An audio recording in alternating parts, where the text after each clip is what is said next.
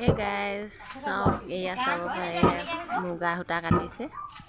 এয়া মুগা ঘৰতেই পোহা চুম গছৰ মুগা।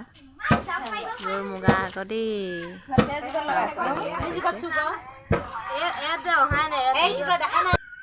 এয়া লগতে পিঠাও তেল পিঠা তিল পিঠা খুন্দি আছে, মুগাও কাটি আছে, এইপিনে তেল পিঠা তিল পিঠাও খুন্দিছে। এয়া আমাৰ বাই মামী